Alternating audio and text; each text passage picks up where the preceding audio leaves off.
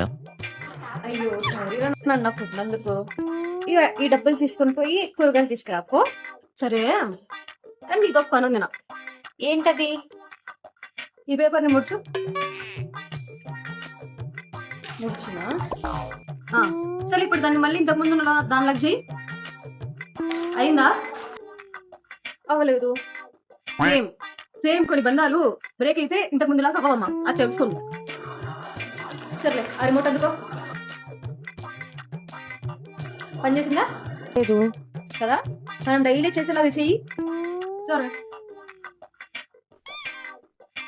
పని అయింది కదా? చేస్తుంది. నువ్వు కూడా ఈ పేపర్ లాగా కాదు, ఆ రిమోట్ లాగా కొట్టే పని చేస్తావు.